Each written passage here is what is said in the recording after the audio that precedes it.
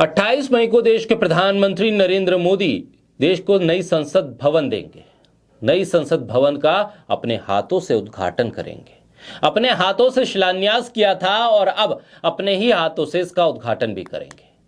लेकिन विपक्ष लगातार केंद्र की बीजेपी सरकार को निशाना बना रहा है और कह रहा है कि जब राष्ट्रपति के तौर पर संसद का सुप्रीम बैठा है, इस लोकतंत्र का सुप्रीम बैठा है, तो फिर उससे उद्घाटन क्यों नहीं करवाया जा रहा है। इस देश की विपक्षी पार्टियां जो 21 या 21 से ज्यादा हैं, वो कह रही हैं कि ये राष्ट्रपति द्रौपदी मुर्मू और आदिवासी और दलितों का अपमान है। इसके उद्घाटन समारोह का बहिष्कार किया जा रहा है। नए संसद भवन का उद्घाटन प्रधानमंत्री मोदी खुद अपने हाथों से 28 मई को करेंगे। विपक्ष का कहना है क्योंकि संसद का प्रमुख राष्ट्रपति होता है, इसलिए इसका उद्घाटन राष्ट्रपति के हाथों होना चाहिए। संसद कोई भी बिल पास कर दे, प्रधानमंत्री चाहे कितनी अच्छी स्पीच संसद के भीतर दे दें, चाहे उस बिल पर हस्ताक्षर कितनी बार हो जाए प्रधानमंत्री के, 4-4, 5-5 बार प्रधानमंत्री उस बिल के आगे पीछे सिग्नेचर कर दें, लेकिन वो बिल कानून तब तक नहीं बनता है जब तक उस पर राष्ट्रपति की मोहर ना लग जाए। तो ऐसे व्यक्ति को जिसकी मोहर, जिसके हस्ताक्षर से इस देश में कानून बने और कानून लागू हो, उस व्यक्ति को संसद भवन के उद्घाटन से दूर क्यों रखा जा रहा है? सवाल इस बात का है। इस कार्यक्रम में राष्ट्रपति को क्यों नहीं बुलाया गया? उपराष्ट्रपति को निमंत्रण क्यों नहीं दिया जा रहा है? और इस तमाम बहस के बीच डॉक्टर भीमराव अंबेडकर के पोते और वंचित बहुजन अघाड़ी के प्रमुख प्रकाश अंबेडकर का बयान भी सामने आया है। प्रकाश अंबेडकर ने नई संसद भवन के उद्घाटन को लेकर कह दिया है कि वंचितों के बिना कोई सत्ता में नहीं आ सकता है। सत्ता चाहिए तो वंचितों, दलितों, शोषितों का साथ जरूरी है। हम सत्ता में आए तो नई संसद भवन से पीएम मोदी की नेम प्लेट हटा देंगे और नई संसद भवन को फिर से उसका उद्घाटन करेंगे। और इस तरह के बयान जब सामने आने लगे तो फिर सवाल उठता है कि सरकार आखिर इन विरोधी स्वरों से संवाद क्यों नहीं कर रही है। बोलता हिंदुस्तान पर मैं हूं आपके साथ मिर्जा शाकिर अली बेग। प्रकाश अंबेडकर ने कहा है कि आरएसएस और बीजेपी वैदिक धर्म को मानने वाली और उसकी प्रचारक है। वैदिक धर्म में महिलाओं और आदिवासियों का कोई स्थान नहीं है, इसलिए बीजेपी राष्ट्रपति द्रौपदी मुर्मू से नई संसद भवन का उद्घाटन नहीं कराना चाहती है। पीएम मोदी इसका उद्घाटन कर रहे हैं। प्रकाश अंबेडकर ने कहा है कि हम इसकी निंदा करते हैं। उन्होंने कहा कि हम आश्वस्त करते हैं कि 2024 में आरएसएस और बीजेपी को हराकर राष्ट्रपति मुर्मू के हाथों दोबारा पार्लियामेंट का उद्घाटन कराएंगे। प्रकाश अंबेडकर ने ट्वीट करके कहा है कि नए विस्तारित पार्लियामेंट का उद्घाटन हो रहा है। बड़े दुर्भाग्य की बात है कि केंद्र में आरएसएस और बीजेपी की सरकार है। आरएसएस बीजेपी वैदिक धर्म को मानने वाली है और उसकी प्रचारक है। वैदिक धर्म में महिलाओं और आदिवासियों का कोई स्थान नहीं है।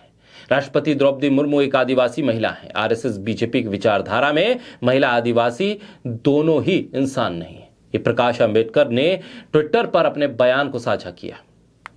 उन्होंने कहा कि आज वही दिखाई भी दे रहा है कि द्रौपदी मुर्मू राष्ट्रपति होने के बावजूद नए पार्लियामेंट का उद्घाटन उनके हाथों से बीजेपी नहीं करवा रही है, बल्कि प्रधानमंत्री से इसका उद्घाटन करवा रही है।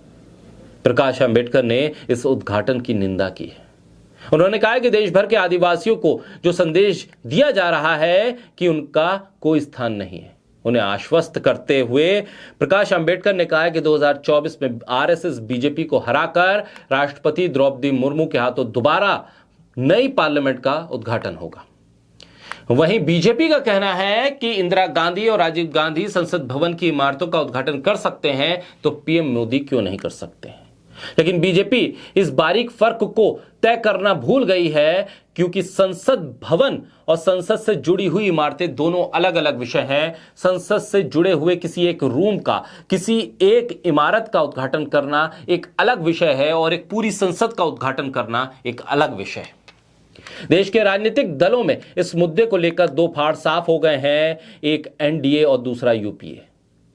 कुछ विपक्षी दल भी हैं जो बीजेपी के साथ खड़े हैं, लेकिन वो बीजेपी की विचारधारा का विरोध करने की बात तो करते हैं, लेकिन जहां उनके विरोधी, उनके प्रदेश का कोई विरोधी पार्टी का सदस्य या पार्टी कांग्रेस के गठबंधन वाले यूपीए के साथ खड़ी है, तो वो पार्टियां खुद ब खुद बीजेपी के साथ आकर खड़ी हो गई हैं।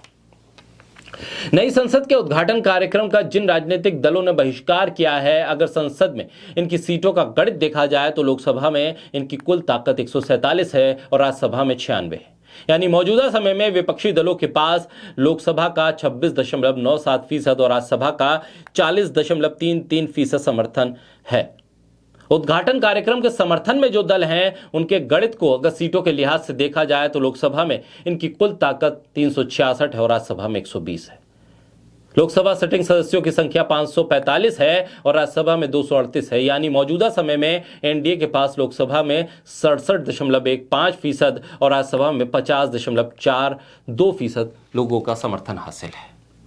2024 से पहले क्या ये पक्ष और विपक्ष ही सत्ता और विपक्ष की लकीर को तय कर रहा है, या फिर 2024 से पहले विपक्ष की एक नई ताकत देखने को मिलेगी? जो दल आज यूपीए के खिलाफ खड़े हैं वो यूपीए के साथ खड़े नजर आएंगे। विपक्ष की एकता और विपक्ष का गठजोड़ ये बना रहेगा, या फिर जिस तरह से बिखराव देखने को मिल रहा है इस मुद्दे को लेकर, क्या दूसरे मुद्दों पर भी इसी तरह का बिखराव देखने को मिलेगा, या फिर एनडीए के लिए मुश्किल संकेत 2024 से पहले मिलने लगे?